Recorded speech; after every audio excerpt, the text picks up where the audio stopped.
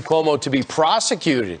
This after the New York Post reports one of its aides admitted to covering up data on nursing home coronavirus deaths. Secretary to the governor, that woman right there, Melissa DeRosa, made the comments during a 2-hour video call with state Democrats, saying, among other things, quote, he, Donald Trump, starts tweeting that we killed everyone in nursing homes. She's talking about the state of New York and Governor Cuomo.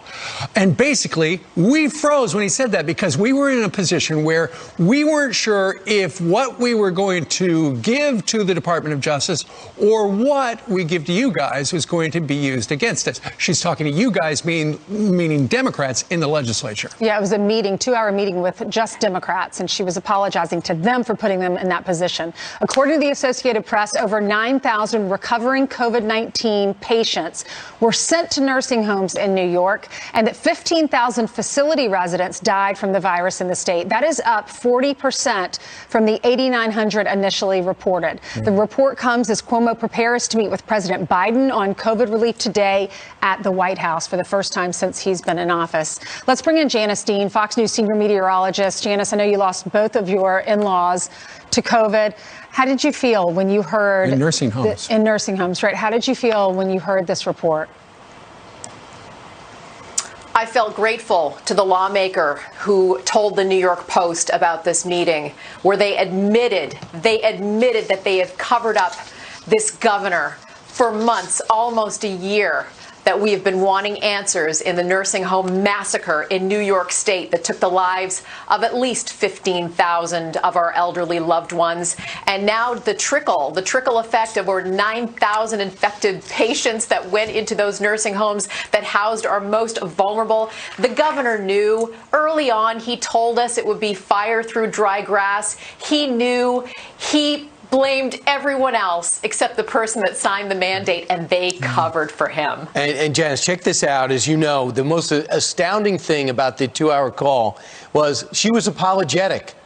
She was apologetic to the lawmakers who had a tough time campaigning because they got all these questions about nursing homes that they couldn't answer. Not apologetic to the families who lost loved ones. It's unbelievable. Instead of a mea culpa, they write, to grieving family members of more than 13,000, 15,000 dead, or the critics say the health department spread or what happened in those facilities. She says, yeah, I know you had a lot of questions to answer, but the good news is some Democrats in a Democratic-run state, like this Assemblyman Ron Kim, he's upset because he lost an uncle in April, same situation as you. He says it's not enough to be contrite with us. They need to show that to the public and the families, and they have not done that. Not by a wide margin. There's zero contrition still. Ron Kim is a hero. He called me yesterday and gave me a little bit of information on what that meeting entailed. And I believe he might have played a part in this, giving the New York Post the story. And if that's true, we need to protect him because this governor is very vindictive. He's a bully. And if it is Ron Kim, I am so grateful to him.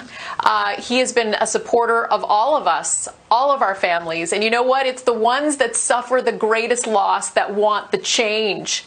And I commend him, and I am grateful to those who want justice for our loved ones, right. Not these Democratic lawmakers that are patting themselves on the back and are protecting this governor.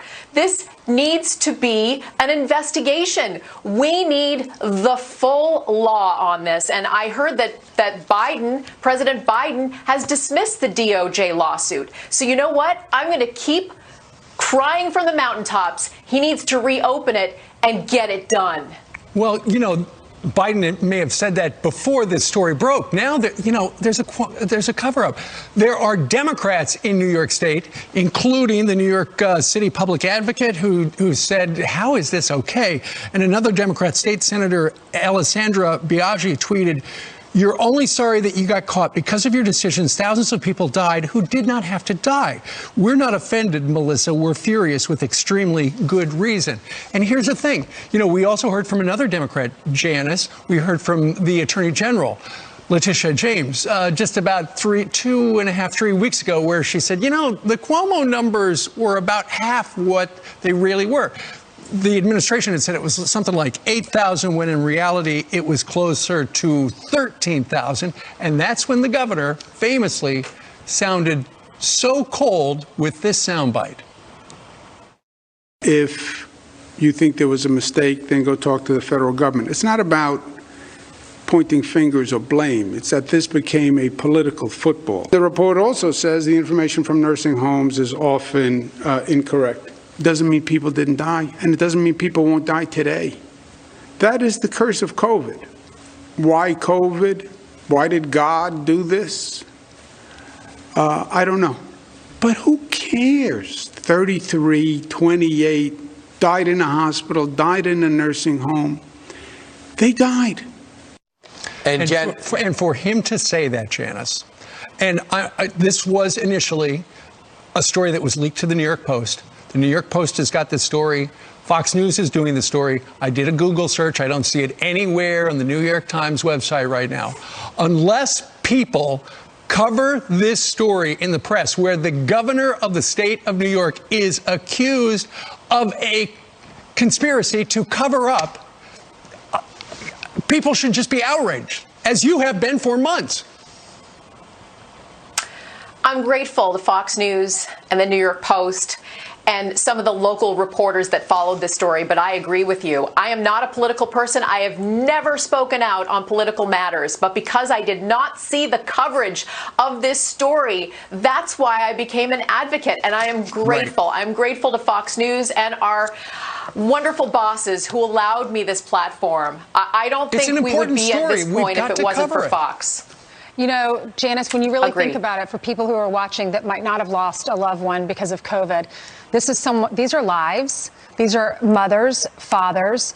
They're put into these nursing homes and exposed to a deadly virus. Many of them died alone. That's so sad to me, because, you know, as a mom, all the dads watching, you guys as dads, the hard work that you put into raising your family, and to just die alone, not be able to say goodbye to the people that you loved. And then the governor, and is possibly being accused of putting these people in there, or is being accused of putting these people in there to go through that by themselves. My in-laws would have celebrated their 60th wedding anniversary yesterday.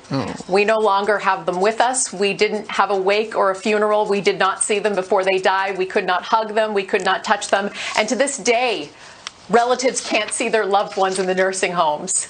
And it's atrocious. And this governor deserves to be punished to the full extent of the law, and all of those that covered this up. Sean was not able to say goodbye to his parents in person. No. He never saw them before they died. And Janice, here's the real thing. He keeps saying, does the governor, well, I was just following federal guidelines. Talk to Seema Verma about that, says that's not true. What have you found out? What is he grabbing onto to deflect blame? God, Mother Nature. He's blamed everyone, Brian. He continues to put the blame on the federal government. His arrogance knows no bounds. And I think that, in the end, is what's going to get him. The fact that he really thought he was the anointed one and the ruler of New York State. But you know what? Sometimes those guys fall the hardest. Yep. And Janice just can continue to be relentless. I'm seeing that nobody else is covering this. Let's see if someone's going to do it. I'm very curious to see, if you tweet out this story, if you're going to get locked out like the Hunter Biden story, because right now the Post seems to be siloed, and I don't really understand it. On and this FoxNews.com on this siren. We'll see. Thanks so much, Janice.